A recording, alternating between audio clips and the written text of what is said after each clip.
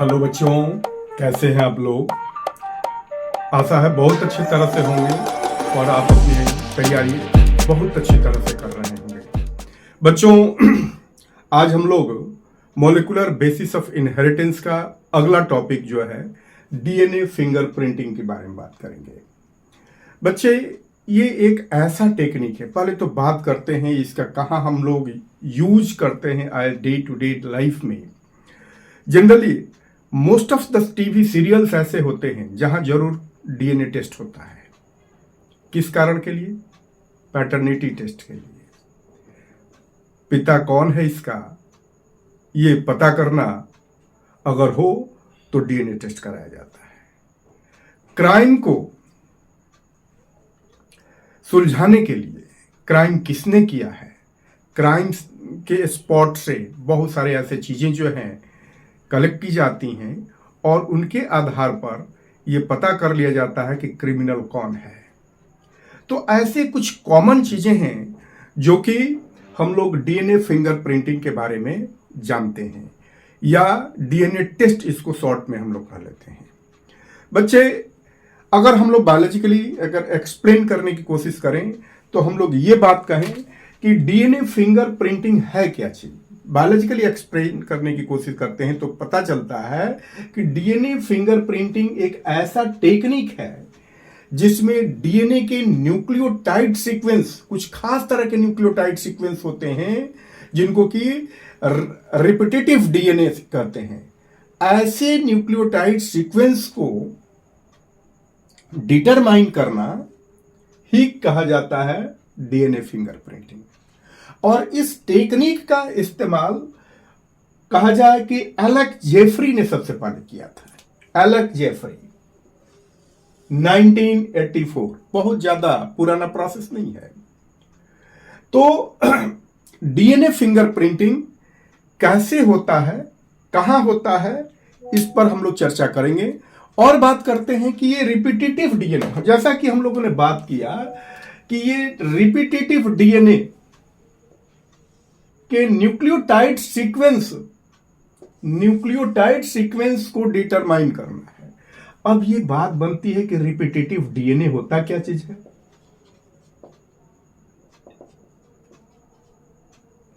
Repetitive DNA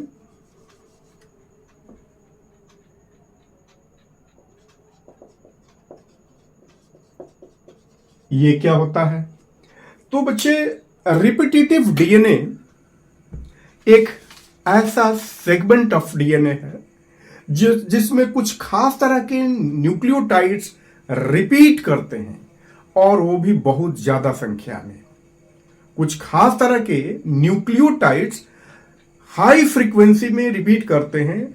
ऐसे nucleotide sequence वाले DNA को आप क्या कहते हैं? रिपीटेटिव डीएनए कहते हैं। तो इसको हम लोग अलग कैसे करते हैं, ये कैसे पता करेंगे? क्योंकि हमें रिपीटेटिव डीएनए को ही सीक्वेंस को पता करना है। तो बच्चों, हम लोग बात कर लें कि इनको डेंसिटी ग्रेडियंट के आधार पर इसको हम लोग निकाल सकते हैं।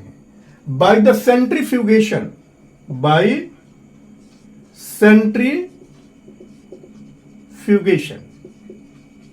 क्या कर सकते हैं हम लोग? ऐसे डीएनए को जिनकी हमें जरूरत है, ऐसे रिपीटेटिव डीएनए जिनकी जरूरत है हमें डीएनए फिंगरप्रिंटिंग में, उनको हम लोग अलग निकाल सकते हैं। उदाहरण के तौर पर सपोज कर लीजिए कि ये एक टेस्ट ट्यूब है। इसमें अगर इनका हम सेंट्रीफ्यूगेशन कराते हैं तो इसमें बच्चे दो तरह के पिक्स मिलते हैं। एक जो मेजर पिक्स होता है, ये एक जो मेजर पिक्स होता है, मेजर पिक्स,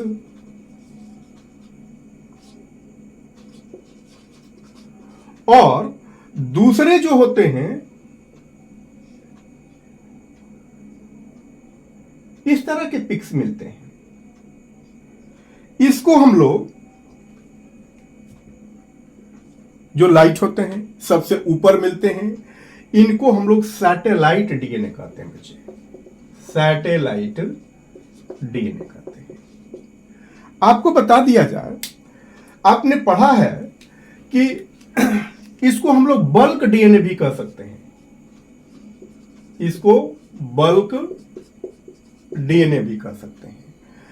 तो पूरे डीएनए में ऐसे बल्क डीएनए जो होते हैं 99.9% पाए जाते हैं। कितने पाए जाते हैं? 99.9% होते हैं। जबकि इनकी संख्या कितनी होगी? जाहिर सी बात है, ये 0.1% होते हैं और ये बहुत ही यूनिक होते हैं बच्चे। ये कैसे होते हैं? काफी यूनिक होते हैं। ठीक, इन्हीं के आधार पर यही है सैटेलाइट, हाईली यूनिक होते हैं। इनका इस्तेमाल हम लोग डीएनए फिंगर प्रिंटिंग में करते हैं। ठीक, तो अब हम लोग बात करते हैं कि इन दोनों में और क्या चीज डिफरेंस है। तो ये बल्क डीएनए जो है ये कोडिंग सीक्वेंस को कंटेन करता है, कोडिंग सीक्वेंसेस, यानी कि इनका ट्रांसक्रिप्शन हो सकता है, कंटेन कोडिंग सीक्वेंसेस, अर्थात इनमें ट्रांसक्रिप्शन हो सकता है। और ये क्या चीज है? ये नन कोडिंग सीक्वेंसेस है, नन कोडिंग है, जिसमें ट्रांसक्रिप्शन नहीं होगा, नो ट्रांसक्रिप्शन, इनमें ट्रांसक्रिप्शन नहीं होगा। अर्थात ये किसी भी तरह का प्रोटीन का सिंथेसिस नहीं करते हैं, यानी कि ये किसी भी तरह के जीन को कोड नहीं करते हैं। ये अपनी कैरेक्टरिस्टिक्स को जनरेशन बाय जनरेशन, जो भी चीजें हैं वो जनरेशन बाय जनरेशन ट्रांसफर होते हैं, जरूर इनहेरिटेड होते हैं, बट इनको ये अपने जीवन में एक्सप्रेस नहीं कर पाते, क्योंकि एक्सप्रेशन के लिए बच्चे आपको मालूम होना चाहिए उनको ट्रांसक्रिप्शन की जरूरत है और ट्रांसलेशन की जरूरत है। तो ये दोनों चीजें जो है आपको सैटेलाइट डीएनए में नहीं मिलता। लेकिन ये कितना यूनिक है, जिसके यूनिक इन द सेंस क्या कि हर व्यक्ति में सैटेलाइट डीएनए क्या होता है? हाईली यूनिक होता है, स्पेसिफिक होता है, जो उसकी पहचान होती है। तो डीएनए का सीक्वेंस, इस सीक्वेंस को अगर हम लोग पता कर लें तो ये सीक्वेंस दूसरे में नहीं मिलेगा, ये दूसरे में नहीं मिलेगा, ये बात जानती है। लेकिन एक चीज आपको और बताया जाए, ये क्रोमोजोम्स दो तरह के हैं। क्रोमोजोम्स में कितने क्रोमोजोम्स होते हैं? होमोलोगस क्रोमोजोम्स, यानी कि दो क्रोमोजोम्स एक साथ होते हैं, एक मैटरनल क्रोमोजोम और एक पैटर्नल क्रोमोजोम्स होता है। दोनों क्रोमोजोम्स में ये रिपीटेटिव डीएनए यानी कि सैटेलाइट क्रोमोजोम्स का नेचर जो होता है, कैरेक्टरिस्टिक्स जो होता है, अलग होता है। तो ये बात जानना होगा कि ये दोनों जो क्रोमोजोम्स हैं, मान लीजिए कि ये एक क्रोमोजोम हो गया और ये एक दूसरा क्रोमोजोम हो गया, इन दोनों क्रोमोजोम्स में ये सैटेलाइट डीएनए जो होंगे वो कुछ ना कुछ वेरिएबल होगा, क्योंकि एक मदर साइड से आता है जिसको मैटरनल क्रोमोजोम कहते हैं, और एक जो होता है फादर साइड से आता है जिसको कि आप पैटर्नल क्रोमोजोम कहते हैं। तो बच्चों, अब हम लोग अगली बात कर लें कि अगर आपको डिफरेंशिएट करना हो कि रिपीटेटिव डीएनए, क्योंकि देखिए हमने बात किया था अभी रिपीटेटिव डीएनए और ये सैटेलाइट डीएनए, इन दोनों में क्या डिफरेंस है अगर पता किया जाए तो क्या कहा जाएगा? चलिए देखते हैं इसको।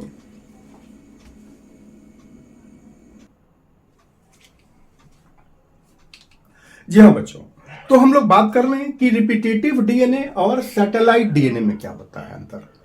रिपीटेटिव डीएनए को, जैसा कि हम लोगों ने पहले बात किया कि इसमें कुछ खास तरह के सीक्वेंस ऑफ न्यूक्लियोटाइड्स जो हैं repeated having repeated sequence of nucleotides, और सैटेलाइट डीएनए को क्या कहेंगे? ये special type of or specialised type of repetitive ये डीएनए होते हैं, स्पेशलाइज्ड टाइप ऑफ।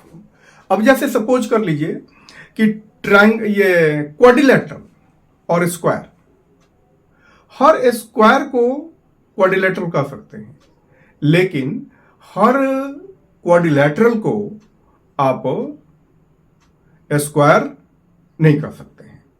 उसी तरह से है कि हर सैटेलाइट डीएनए को आप रिपीटेटिव डीएनए कर सकते हैं, लेकिन हर रिपीटेटिव डीएनए को आप सैटेलाइट डीएनए नहीं कर सकते हैं। तो इसमें क्या चीज है? ये चीज और आपको देखना होगा कि ये रिपीटेटिव डीएनए जो होते हैं ये found through out the genome, through out the genome में हर जगह पाए जाएंगे, लेकिन ये हर जगह नहीं पाया जाएगा। Found near telomeres and centromeres.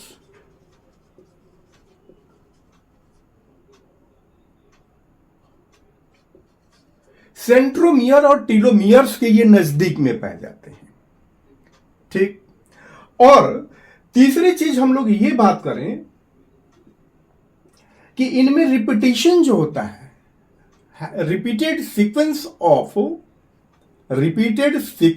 Of nucleotides की फ्रीक्वेंसी जो होती है काफी हाई होती है, और हाई फ्रीक्वेंसी ऑफ रिपीटेशन के चलते इसकी बॉइंट क्या हो जाता है, अधिक बढ़ जाता है। अर्थात आपको अभी हमने बताया कि डेंसिटी ग्रेडियंट सेंट्रीफ्यूगेशन में देखा आपने क्या चीज कि बल्क डीएनए नीचे और सैटेलाइट डीएनए ऊपर पाया जाता है।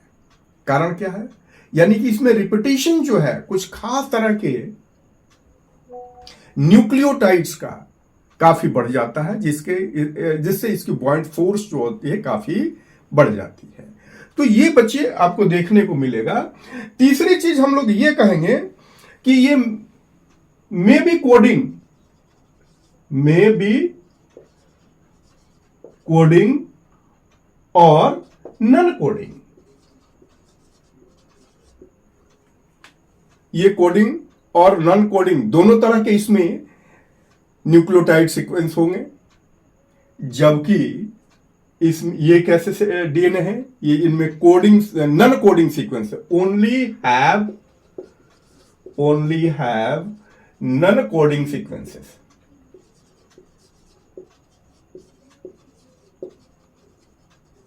नॉन कोडिंग होते हैं। तो इतनी चीजें जो हैं हम लोगों को जानने को मिला कि रिपीटेटिव डीएनए और सैटेलाइट डीएनए में क्या अंतर है। अर्थात आपको देखने को मिला कि रिपीटेटिव डीएनए जो है का कुछ पार्ट बल्क डीएनए में भी मिल सकता है और कुछ पार्ट जो है आपको सैटेलाइट डीएनए में भी मिल सकता है, लेकिन डेंसिटी ग्रेडियंट से अगर हम लोग अलग करते हैं तो सैटेलाइट डीएनए बिल्कुल अलग हो जाता है, बिल्कुल अलग हो जाता है। तो ये बातें हमारी हो गई क्या चीज की, रिपीटेटिव डीएनए और सैटेलाइट डीएनए की। अब हम लोग बात करते हैं बच्चों कि सैटेलाइट डीएनए भी क्लासिफाई किया जा सकता है, सैटेलाइट डीएनए भी क्लासिफाई किया जा सकता है। इस पर बात करते हैं। बात कर लें कि सैटेलाइट डीएनए में एक चीज और हम लोग बात कर सकते हैं कि इसमें डीएनए पॉलीमॉर्फिज्म बहुत ही पाया जाता है। डीएनए पॉलीमॉर्फिज्म, एक शब्द को जो है हम लोग जोड़ते हैं, पॉलीमॉर्फिज्म।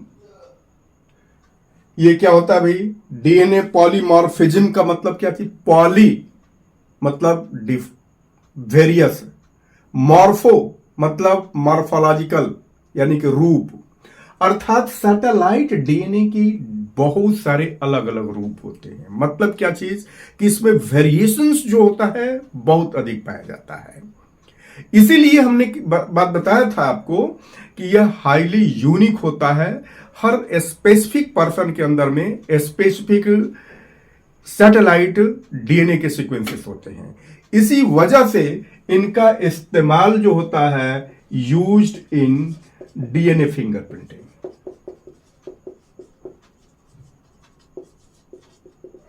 इनका इस्तेमाल डीएनए फिंगरप्रिंटिंग में होता है।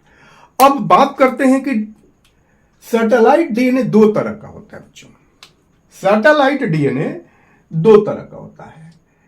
एक, लेकिन इसका क्लासिफिकेशन कैसे किया गया है? यह क्लासिफिकेशन जो होता है 3-4 चीजों पर किया हुआ है। यानी कि इसमें बेस का नाइट्रोजनस बेसिस जो है उनका कंपोजिशन क्या है, लेंथ ऑफ सेगमेंट्स क्या है, या नंबर ऑफ रिपीटेड यूनिट्स क्या है। ऐसे आधार पर ये दो तरह का होता है। एक को हम लोग कहते हैं मिनी सैटेलाइट और दूसरे को हम लोग कहते हैं बच्चे माइक्रो सैटेलाइट्स। माइक्रो सैटेलाइट कहते हैं। अब अगर बेस कंपोजिशन की बात करते हैं, बेस कंपोजिशन, तो किस तरह के बेसिस इसमें ज्यादा रहेंगे?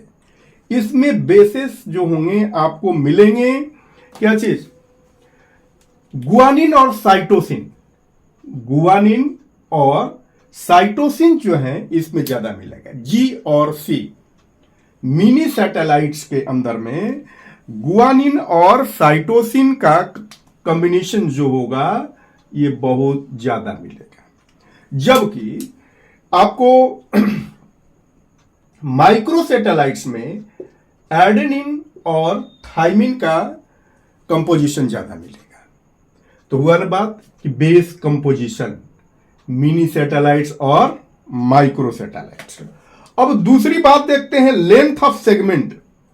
दूसरी बात हम लोग क्या देखेंगे? Length of segment. Length of segments तो बच्चों 10 to 60 बेस पेयर्स इनमें पाया जा सकता है। 10 to 60 base pairs, nitrogenous base pairs जो है का ये मिनी सैटेलाइट्स हो सकता है। और माइक्रो सैटेलाइट्स क्या हो सकते हैं? 2 to 8 बेस पेयर्स के हो सकते हैं। अब number of repeated numbers of repeated units,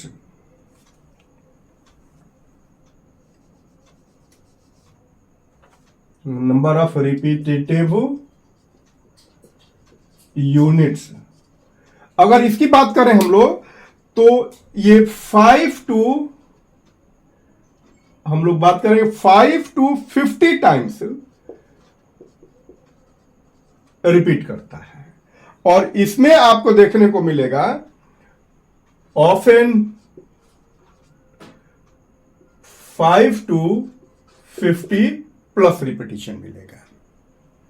तो ऐसा हम लोग बात कर सकते हैं बच्चे। ये मिनी सैटेलाइट्स को हम लोग VNTRs भी कहते हैं, ऑल्सो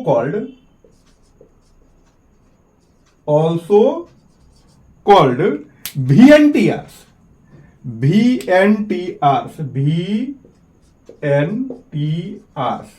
मतलब variable numbers of tandem repeats. Variable numbers of tandem repeats, यानी कि बहुत वेरिएबल होते हैं और रिपीटिशन इधर से उधर काफी मिलेगा आपको। और इसको हम लोग कहते हैं STRs। इसको हम लोग नाम देते हैं क्या चीज? STRs। मतलब इनको हम लोग STRs कहते हैं। STRs मतलब क्या हो गया? Short tandem repeats, short tandem repeats करते हैं। तो आपने देख लिया कि मिनी सैटेलाइट्स और माइक्रो सैटेलाइट्स के रूप में सैटेलाइट डीएनए को हम लोग डिफरेंशिएट कर सकते हैं और उनके अलग अलग क्या डिफरेंसेस हैं, ये बात हमारी अब क्लियर हो चुकी है। अब हम लोग अगली बात करते हैं बच्चे कि टेक्निक्स ऑफ फिंगर प्रिंटिंग कैसे होगा, क्या क्या टेक्निक्स जो है आप इस्तेमाल करते हैं फिंगर प्रिंटिंग में, तो इसकी भी बात करते हैं। यहां बच्चों बात करेंगे हम लोग techniques of DNA finger printing. तो सबसे पहले तो हम ये बात करते हैं कि क्या क्या चीज किस किस सोर्स का हम लोग इस्तेमाल करते हैं डीएनए फिंगर प्रिंटिंग के लिए। तो पहली बात हम लोग देखें यहां पर कि ब्लड सैंपल, कहीं भी स्पॉट से हम लोग ब्लड सैंपल का कलेक्शन करते हैं।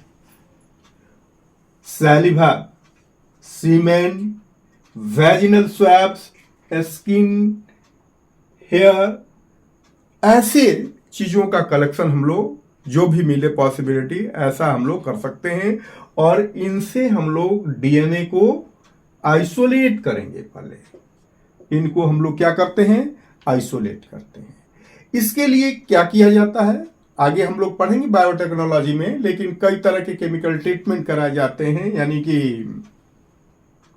इनके शुगर को हम लोग डाइजेस्ट कर देते हैं, उसके प्रोटीन्स को डाइजेस्ट कर देते हैं, बच जाता है ये हम आरएनए को हम लोग डाइजेस्ट कर देते हैं और बच जाता है क्या चीज? डीएनए बच जाता है। अब उस डीएनए को हम लोग आइसोलेट कर लेते हैं। डेंसिटी ग्रेडियंट में आपने देखा कैसे कि किस तरह से ये बल्क डीएनए जो है आगे आ जाता है। ठीक, अब हम लोग दूसरा स्टेप्स में क्या देखते हैं कि digestion of DNA by restriction endonucleases. इसमें क्या होता है भाई? कुछ खास तरह के एंजाइम्स होते हैं जिनको कि हम लोग मोलिकुलर सीजर्स भी कहते हैं। ऐसे एंजाइम्स के माध्यम से इन डीएनए की टुकड़ों को, इनको हम लोग कई सारे फ्रैगमेंट्स में बांट सकते हैं, इनको हम लोग कई सारे टुकड़ों में काट सकते हैं।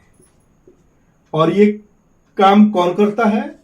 रेस्ट्रिक्शन एंडोन्यूक्लियेजेस करते हैं और इसे ढेर सारे छोटे छोटे टुकड़ों में ये डीएनए बढ़ जाते हैं। अब ढेर सारे छोटे छोटे टुकड़ों में बढ़ गए, तब हम लोगों को करना क्या चीज होगा? इन डीएनए फ्रैगमेंट्स को हम लोगों को अलग करना होगा, इनको अलग करना होगा। तो इसके लिए एक प्रोसेस होता है बच्चे, जेल इलेक्ट्रोफोरेसिस। क्या प्रोसेस है? Gel electrophoresis. इसमें आपको बताया जाए कि एक इलेक्ट्रिक प्लेट होता है जो कि आप फिगर में देख पा रहे होंगे। इस इलेक्ट्रिक प्लेट के ऊपर कहा जाए कि एक खास तरह का जेल का इस्तेमाल किया जाता है जिसको हम लोग एगारोज जेल कहते हैं। इलेक्ट्रोफोरेसिस है, यानी कि इस जेल के माध्यम से डीएनए के सेगमेंट्स को अलग करना, जो टुकड़े टुकड़े में बटे हुए हैं उनको अलग करना। तो ये इलेक्ट्रिक फील्ड से प्रभावित होता है। दो इसके पावर, ये एक कैथोड और एक तरफ में क्या चीज है? एनोड है। कैथोड के तरफ में देखेंगे क्या चीज? छोटे छोटे पिट्स होते हैं। इन पिट्स के अंदर में ये सारे छोटे टुकड़े जो है डाइजेस्टेड जो है टुकड़ों को हम लोग क्या कर दिए? उसमें डाल देते हैं, वेल्स कहते हैं उनको, उनमें डाल देंगे और इलेक्ट्रिक चार्ज जो है हम लोग ऑन कर लेते हैं। जैसे ही ऑन करेंगे ये इलेक्ट्रिक चार्ज के ऑन होते ही ये सारे के सारे छोटे छोटे टुकड़े जो है एनोड्स की तरफ में आने लगते हैं, एनोड्स की तरफ में आ जाते हैं। तो इसी प्रोसेस को हम लोग क्या करते हैं? जेल इलेक्ट्रोफोरेसिस करते हैं। अब हम लोग क्या करेंगे कि ये छोटे छोटे टुकड़ों को, इन छोटों टुकड़ों को अब दूसरी जगह ट्रांसफर करना है ना, इन छोटों टुकड़ों को हम लोगों को क्या करना है? ट्रांसफर करना है। कहां ट्रांसफर करना है? इनको हम लोग नाइट्रोसेलुलोज, एक खास तरह के सिंथेटिक मेम्ब्रेन्स होते हैं जिनको हम लोग नाइट्रोसेलुलोज या नाइलॉन कहते हैं।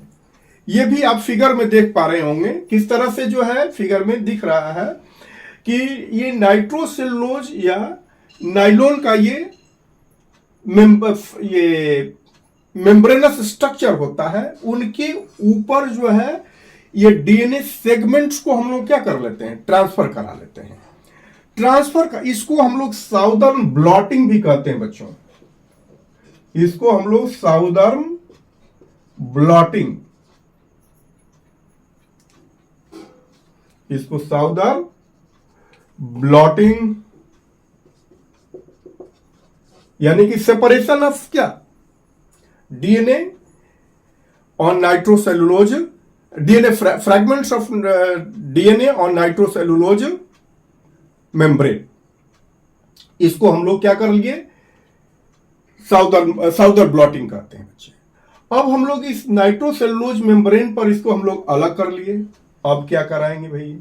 देखिए, अभी हम लोग बात कर रहे थे ना VNTRs, वो मिनी सैटेलाइट्स। ऐसे VNTRs का प्रोब बनाया जाता है। ये प्रोब का मतलब क्या चीज है? आर्टिफिशियल होता है, आर्टिफिशियल। ऐसे VNTRs का क्या चीज? आर्टिफिशियली प्रोब बनाया जाता है। उसमें किया जाता है, इनको रेडियो एक्टिव कर दिया जाता है। इनको रेडियो एक्टिव यानी कि लेबल्ड कर दिया जाता है। इनको लेबल्ड कर दिया जाता है क्या चीज से?